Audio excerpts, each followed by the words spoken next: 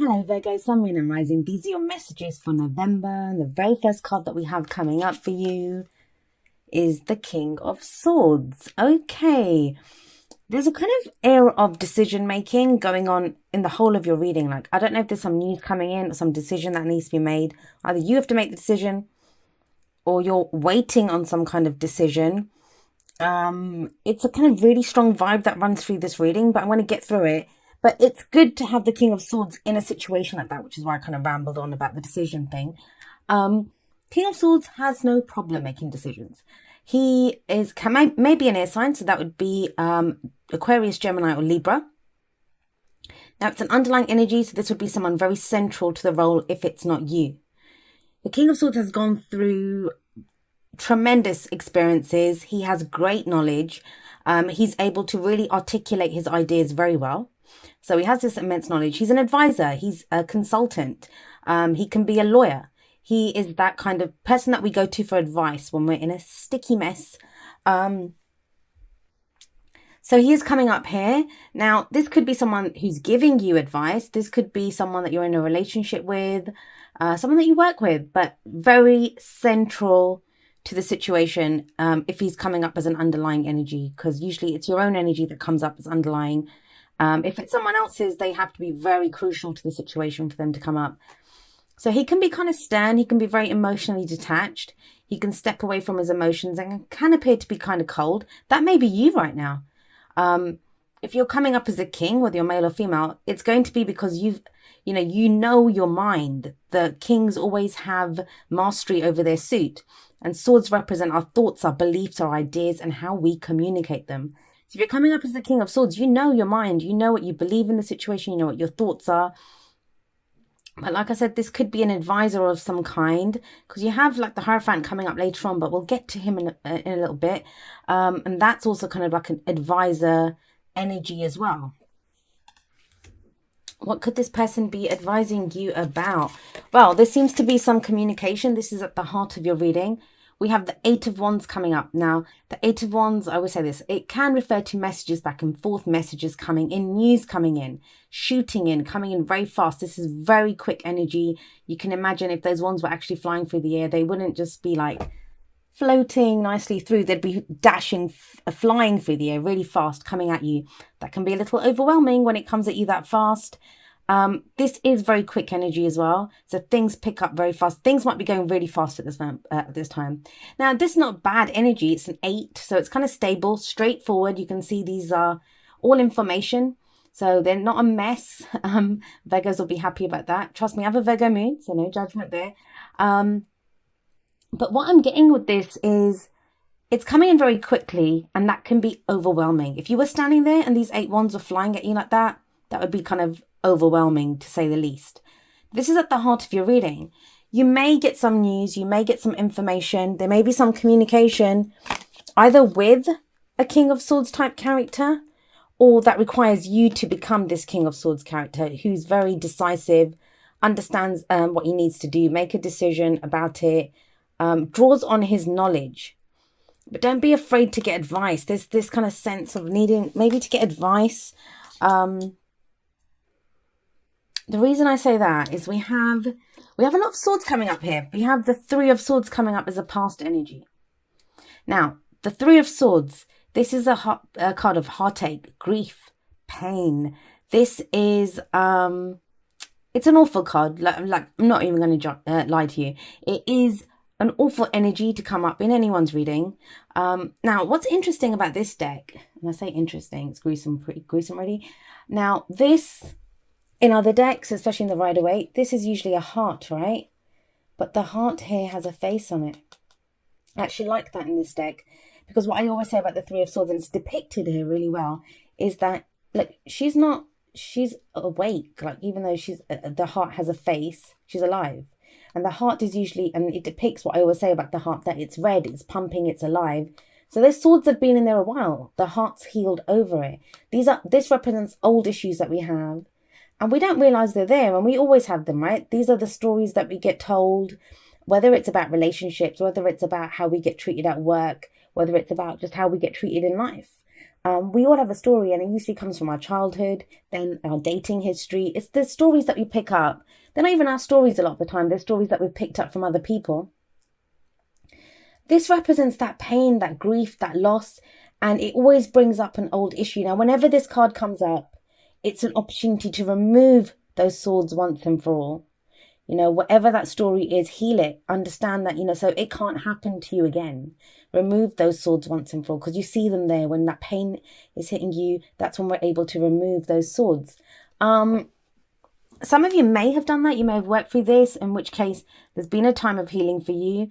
Some of you this might be getting triggered now. I mean, if it's coming up in the past, it looks like it's something from the past. Now, we have a great energy coming up in the present, which is why I think most of you have healed that, or you've moved on from there at least, because we have the Ace of Wands coming up in the present. Love this card. The aces are potential for new beginnings, and wands is passion, creativity, energy. This is new projects. This is new passion. This is excitement. This is enthusiasm. Either you're starting a new project now that, has got you all fired up. It's the beginning of a new cycle. There's so much promise when we have the aces, right? It's the beginning. Everything's fresh and new. It's like when you open the first page of the diary or the notebook, you don't know what's going to get written in there. So this is that energy.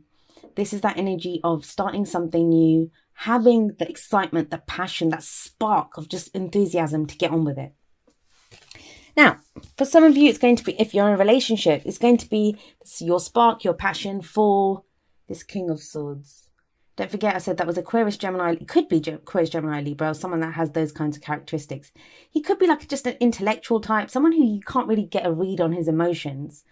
For others of you, you're starting a project, a new project, and this is either going to be legal advice, a consultant, an advisor, someone that I'm not really seeing business partnerships here, but I guess he could be someone that you're starting a project with, or you're having to be this way. But look at him. He's so stern. Can't imagine him getting all excited about a project, but I guess he could in his own way. He is the King of Swords. He does have emotions somewhere. He just probably wouldn't show them. I guess he's very British in the way that he deals with his passions and excitements. But yeah, it could be someone that you're working with. It's this combination. This is what makes me think that, if this is the underlying energy and he's kind of cautious, like he knows, right? He knows what's up. He knows he has the knowledge to deal with any given situation. So why would he be coming up and then there's all this excitement and this enthusiasm? So that's what's making me just think, there's something about a decision that needs to be made here, just to be a little cautious in how you go about it. And we have another kind of advisor, kind of authority figure coming up as a future energy. Here we have the Hierophant. This is the card for Taurus. These are rules. These are traditions. These can be government rules,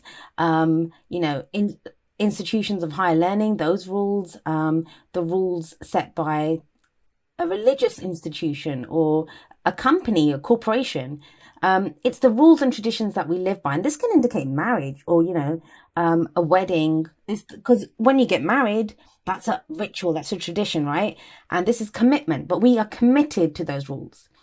We are committed to those rules that govern us. It's conforming to something. Now, like I said, this can indicate authority figures. So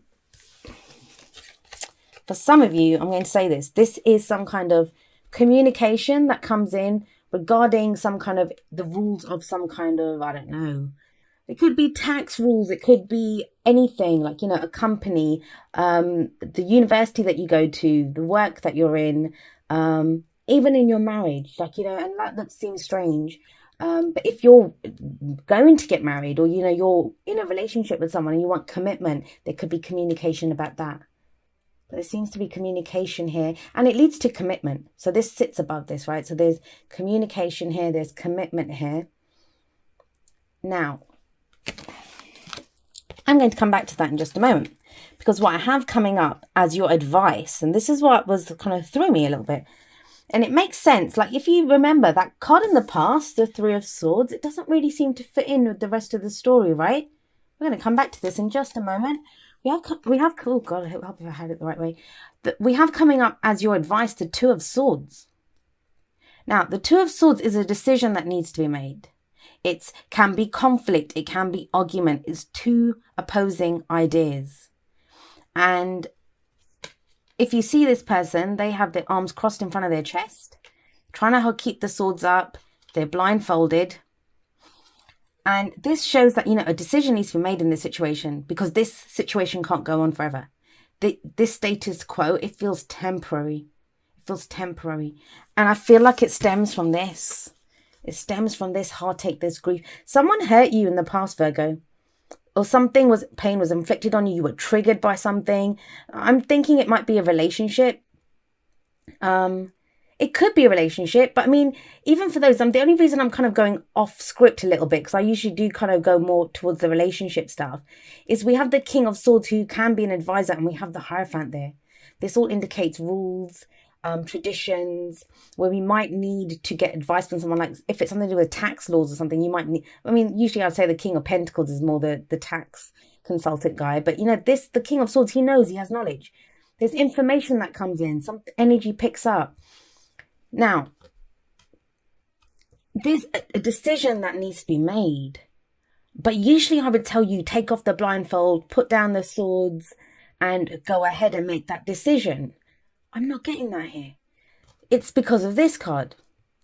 And this is where, that as tarot card readers, we can't just go by textbooks. We have to go by what our intuition tells us about what the cards that come up. And I'm telling you, this is what I'm getting from this. It's okay not to make a decision, as long as you're aware that you're not making a decision. Get advice if you need to, speak to someone, but there's a reason for this. There's a reason for this. There's a reason. This is, like I said, a card for Taurus, which is a sister earth sign to you. Taurus is slow energy.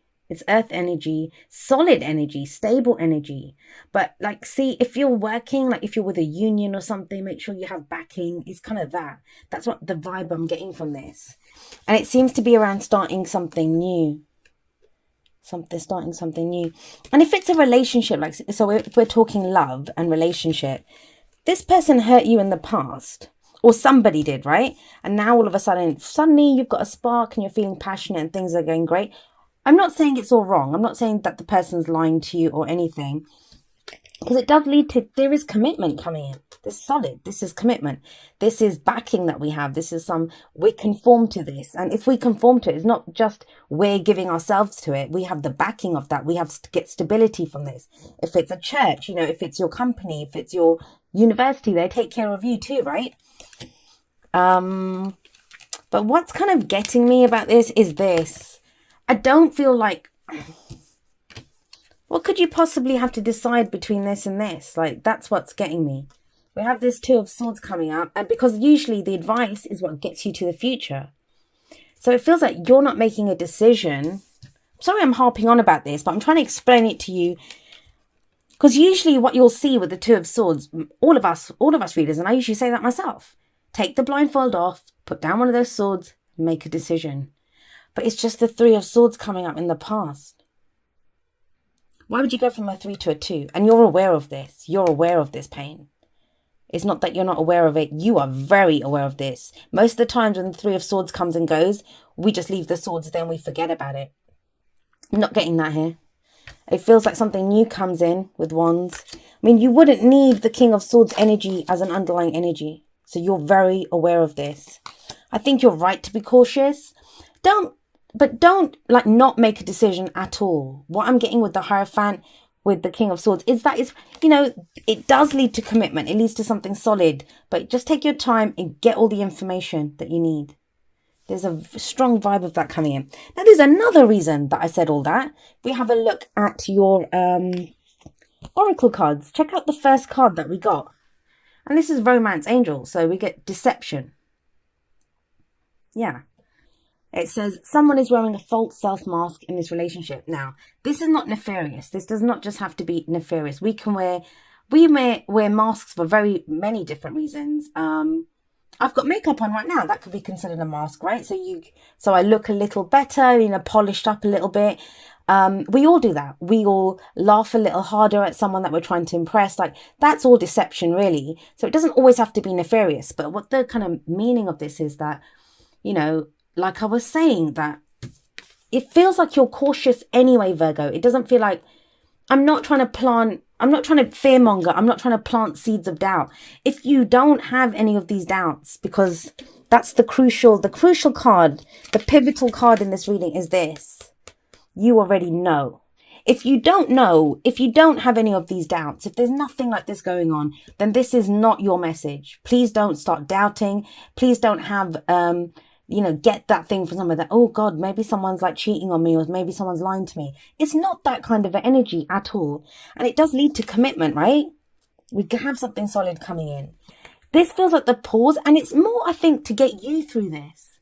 It's more to let you get through it. Like, you might know something and you're kind of overthinking and thinking, do I do this? What do I do?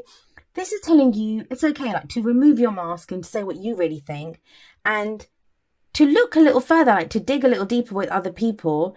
And the deception may be that, there's a problem. They're experiencing a problem, but they just don't feel comfortable telling you. That could be the deception. So it's always crucial in relationships that both people feel able to kind of air their problems and stuff. And I know people have done it with me before. Like I said, I have a Virgo moon sign. I can be a little critical sometimes, and you get that sometimes, that people don't want to say things to you because they're afraid you're going to like pick them apart. So it could just be that. So if you give someone a safe space to say their thing, it can be something as simple as that, or it can be something, but if you're cautious, if you look into this, you have the King of Swords, you have the Hierophant, there's no reason to say why you wouldn't figure it out or be able to see what's going on there. And you kind of know, Three of Swords in the past, you already have an inkling about this. And here, look, we have number 1 from the Whispers of Love, listen with your heart. And it says, you are listening to what is being said to you, but need to listen with a loving heart. So again, like, what are you missing? What are you missing, Virgo? I just feel like there's something. And again, I'm going to say this again. It's just because I think it's really easy to put out messages, and I'm not responsible for anyone. I'm not responsible for what anyone thinks or what anyone does with these messages. Hopefully they're all adults that are watching this, but that's just how I am. I would not want to give false hope to someone, or what's the other one? Just like to get you all riled up and start doubting things. That's first do no harm, right? I believe that for tarot card readers as well. Even though we're not responsible for anyone or what they do with the messages, we can be careful in the way that we give the messages. And I'm telling you, you already know. If this is coming up in the past, it's hurt you before. This is a pain you are very aware of. If you're not aware of this, this is not your message, Virgo. This may just be for may just be for one Virgo out there that this message resonates with. So that, then this is that person's message. That's the message that came through. So please don't make it fit if it doesn't. Oh God, I'm hitting the mic. Okay, then we have number 29, breathe. I actually love this card. This person's kind of very meditative, chilled out, sitting there. I don't know if you can see it. It's on the side there anyway. This breathe, it's literally that, breathe. Slow down. What do we need to do when things are getting very stressful, when, things are becoming kind of overwhelming, they're getting too much, going too fast? We can breathe. We always have air. We can take air in. We can just stop. We can just breathe. This is kind of like the kind of slow down and take a breath card. That's like, it's going to happen. You're okay right now. All you need to do is just be. Just be. That's all you need to do right now. And I get it. Like, a lot of you listen to this and saying, well, I've got this going on and I've got that going on and so is happening, because you have this at the heart. That's a lot going on here. Things coming in, things going out, messaging, communication. There's a lot going on. But even if you just get that 30 seconds just to stop and breathe, you have to take it, because you'll get overwhelmed. Okay, and then we have this card. We have the Swan Queen. Now, she talks about transformation, intuition, and patience. Now, a lot of her message is very similar to the Hermit card. And the Hermit is your card, Virgo. So the Swan Queen is very much, she talks about trusting your intuition. That's one of the things. This is what makes me wonder about this. You have an intuition about this. This is why you're not making a decision. This is why you're not looking at this just yet. But why? Why are you not looking at it? That's another thing to look at. Now, you have an intuition about it. You have a gut feeling about this. What I don't want you to do is, I don't mind if you don't make a decision just yet. Like it's up to me, but you know what I mean? I don't mind if you don't want to make a decision, but remove the blindfold. Don't be afraid to look. At least look at it. If you then say, hey, not now, or I don't want to just yet, that's fine. But that's what the Swan Queen says. The Swan Queen says, look, she talks about, transformation, intuition. She says, first of all, you look around you, look at how your life has changed. And your life has not just changed. Even if you look around you and nothing's changed around you, it reflects you. You have changed. There'll be things within you that have changed. So you have transformed. That's what the swan does, right? You are this beautiful, strong creature. No matter what you've gone through, it has transformed you. That's what the Swan Queen tells you. And you are not the same person now. You have innate knowledge. Even if you're still in that crappy job, or that relationship still doing whatever it's doing, or whatever is going on, you've got a situation going on. That pain is still there. But is the pain still there?